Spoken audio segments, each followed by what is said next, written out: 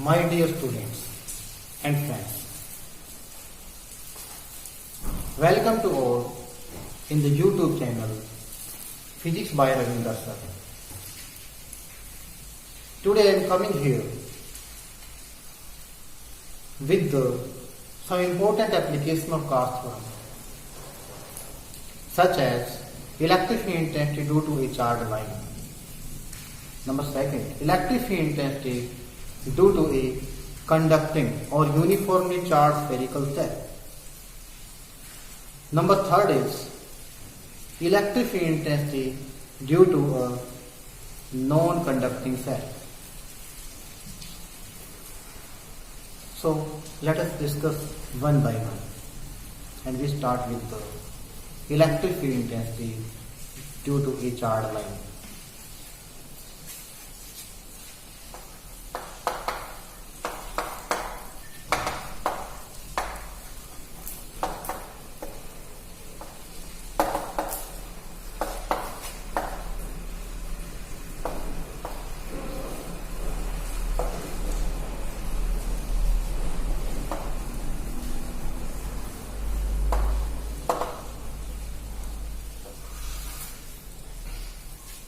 Let us consider a line of length L.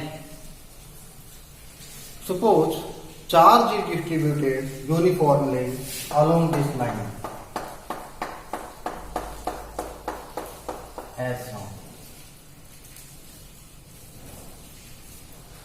Now construct a Gaussian surface, that is cylindrical Gaussian surface, around this charge line.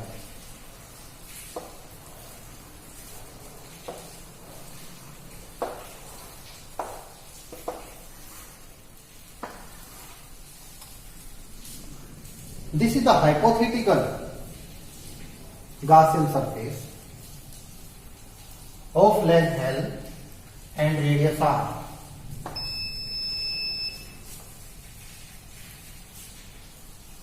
In this figure, we note that there are three phases: phase first, phase second, and phase third. This is the phase first, phase second, and phase third. Phase first and second are called as surfaces, and phase third is called surface.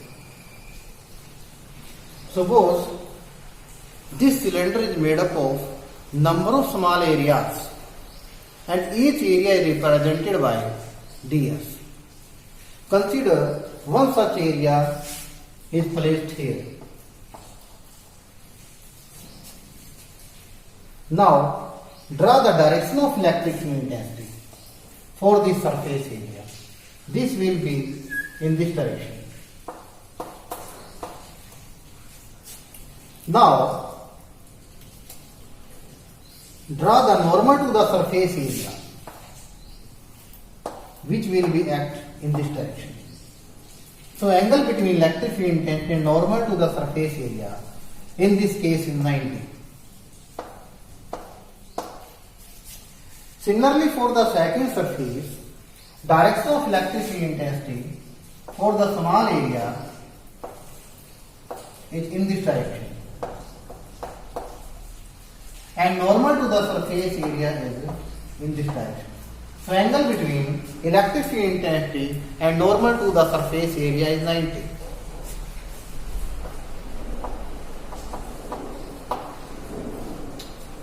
Let P point is placed at the curved surface, and small surface area is indicated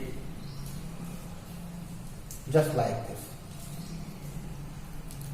Now draw the electric field lines or the direction of electric field intensity, that is away from the surface, that is perpendicular to the surface. And in this case, normal is also acting along the electric field intensity, that is E and N both are acting in the same direction. So flux for the at surfaces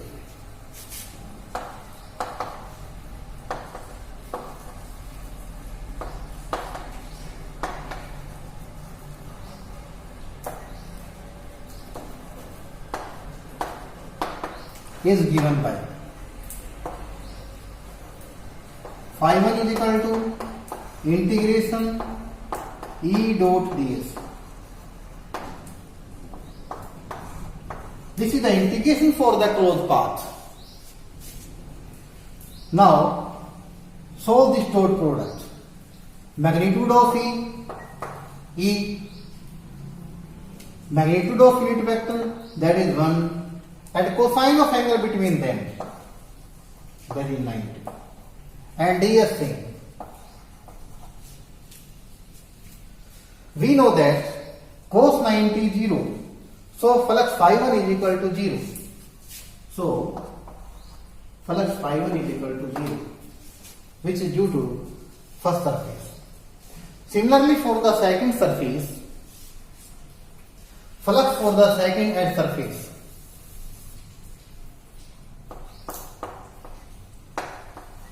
Second edge surface is given by. So phi 1 is changed into phi 2, and this will be remain same because here angle is 90, which is same as the first phase. So flux due to second surface is also 0. So phi 2 is 0. Similarly, flux for the third surface, that is third surface,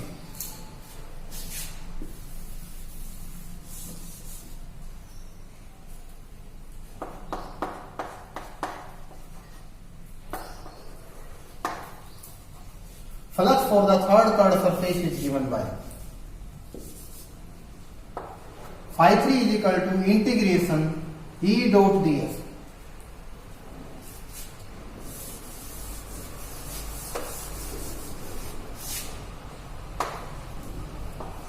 Integration for closed path, magnitude of E is E, magnitude of unit vector, that is 1, and cosine of angle between them. In this case, angle is 0. So cos 0 is equal to 1. Cos 0. And ds remains same. So we can write cos 0 is equal to 1 and ds remains same.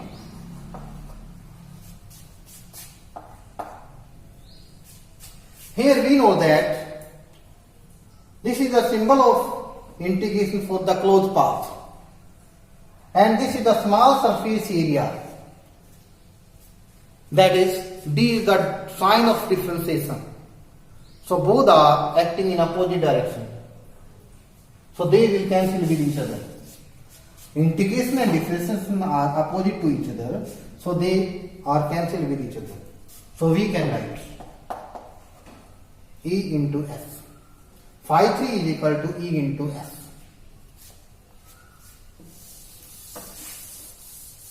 So total flux is given by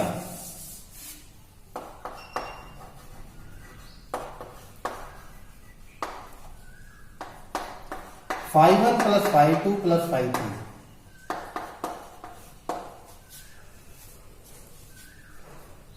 Phi 1 and phi 2 are 0. And phi 3 is equal to E into S. So 0 plus 0 plus E into S.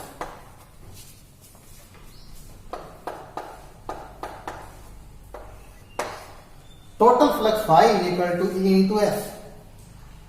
Here S is the curved surface area.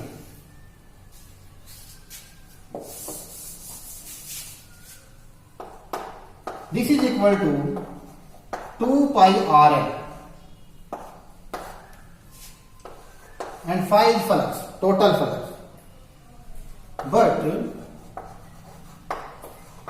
phi is equal to Q upon epsilon naught.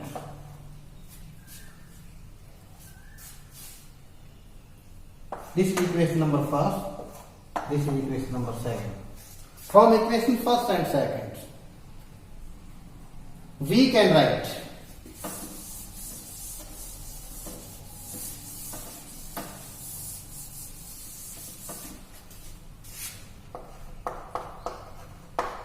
E2 pi r L is equal to Q upon epsilon naught. Because left side are equal, so right side will be equal. E is equal to Q 2 pi r L epsilon naught.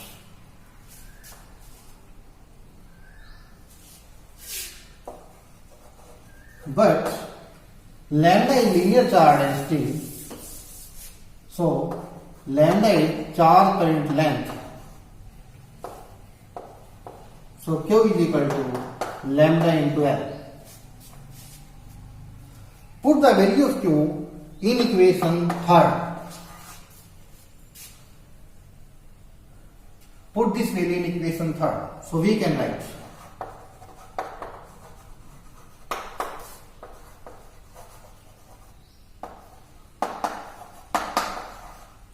equation third. So we can write E is equal to lambda into L upon 2 pi r epsilon naught L. L to L cancel out. And simply we can write E is equal to lambda upon 2 pi r epsilon naught r. From this result, we know that E is directly proportional to lambda, that is linear charge density, and inversely proportional to radius of cylinder. So we can plot the graph just like this.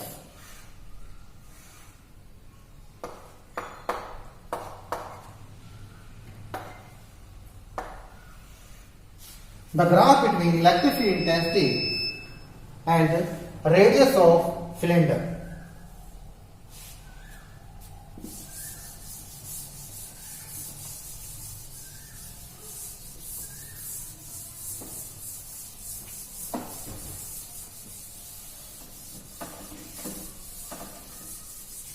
Now, electric field intensity due to a conducting spherical cell.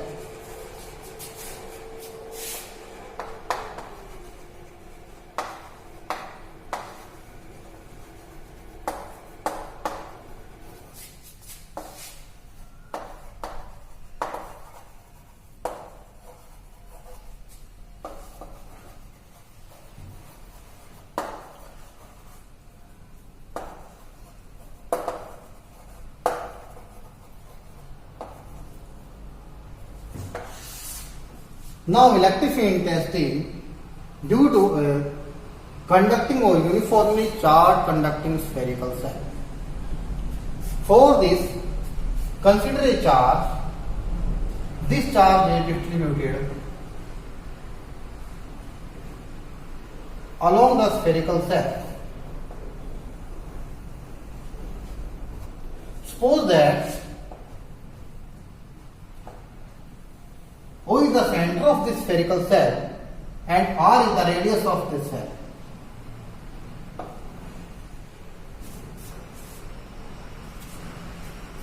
Suppose this cell is made up of number of small areas. Each area is represented by ds. Suppose one such area is indicated here, ds. And the direction of electric field intensity is away from the surface area. And also, normal to the surface area is in this direction. That is, along the direction of electric field intensity. That is, both N and E are acting in the same direction. If we want to electric field intensity at the surface, then we can write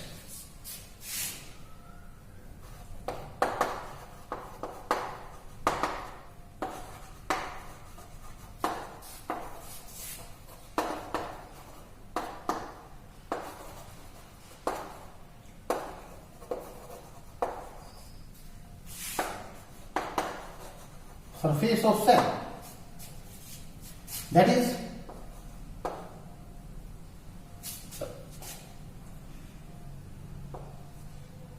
E dot ds q upon epsilon naught. This is the Gauss theorem, and this is dot product between E and ds. Actually, this represents the direction of normal to the surface area. So, we can write E and ds q upon epsilon naught. Here we note that angle between N and E is 0 because both are acting in the same direction. So cos 0 is equal to 1.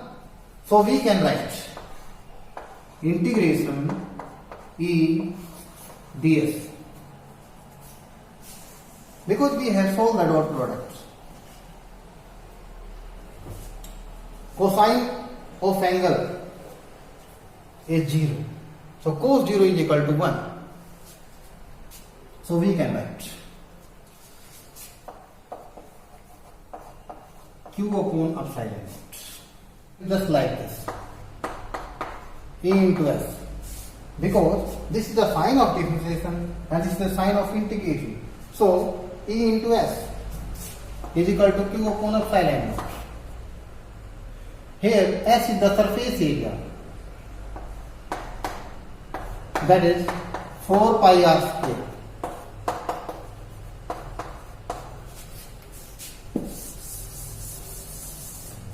So E is equal to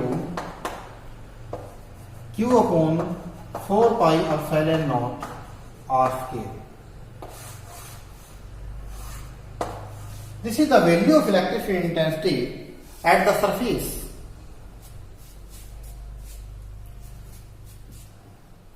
If surface charge density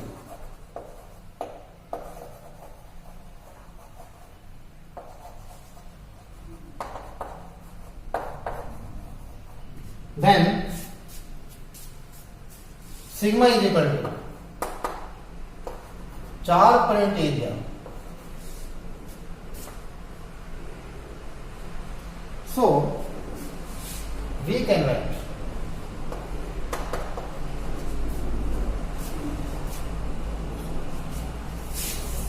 now put the value of q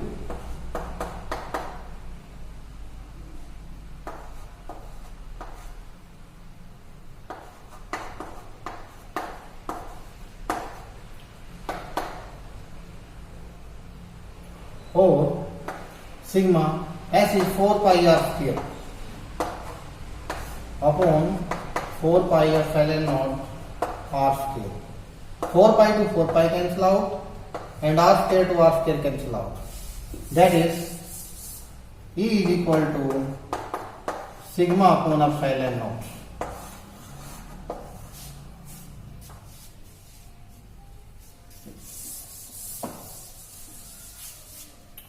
If our point P lies inside the cell or outside the cell, then different situation occurs, because inside the cell value of electric field intensity is 0. So, because there is no charge exists, so total electric field intensity is 0. But if our point P lies outside the spherical cell, just like this,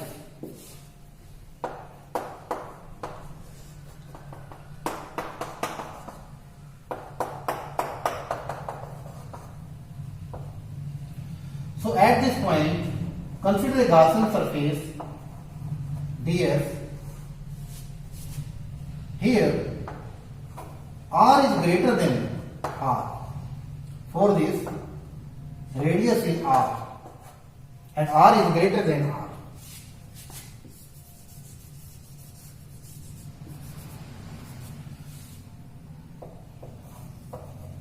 Value of electric field intensity is away from the surface area and direction of unit vector is along the electric field intensity. So angle between the electric field intensity and normal to the surface area is 0.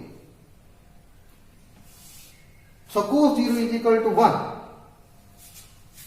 So when point lies outside the surface,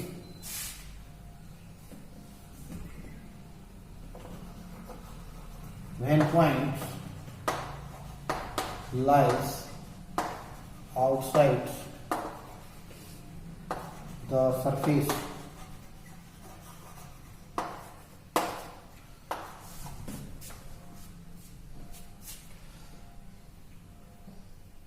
for this,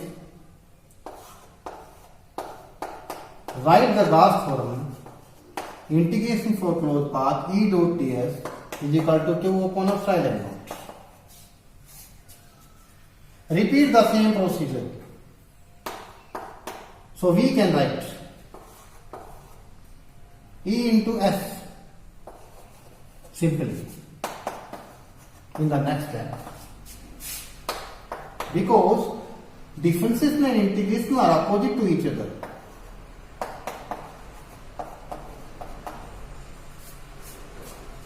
Here S is equal to 4 pi r square because there is change in radius. Now small r is greater than the capital R. So E is equal to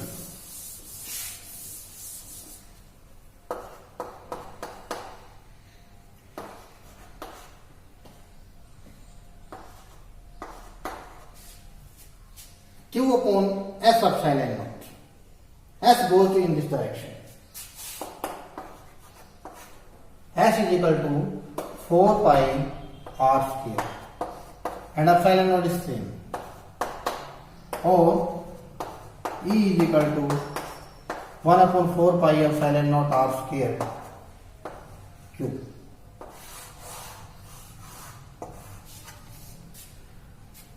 That is the formula for electric field intensity when point P lies outside the surface.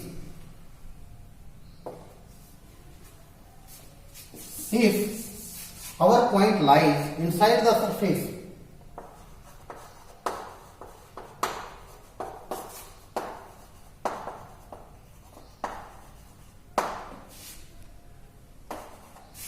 then in this case E is 0 because Q is 0. There is no charge exists inside the spherical cell.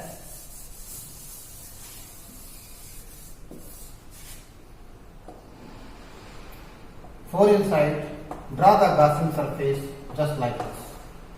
Here, small r is less than the capital R.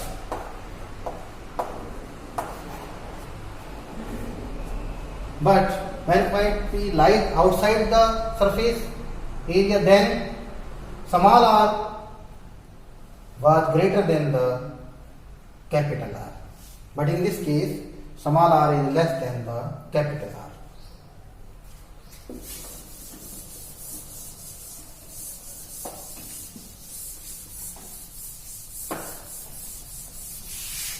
Now draw the graph between electric field intensity and radius. R is equal to R.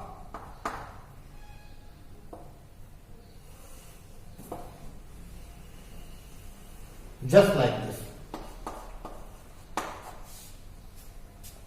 Because at the surface, small r is equal to R. that is value of electric field intensity is maximum. E maximum. And value of electric field intensity goes on decreasing when R increases. So dear friends, we will meet with the next video as soon as possible.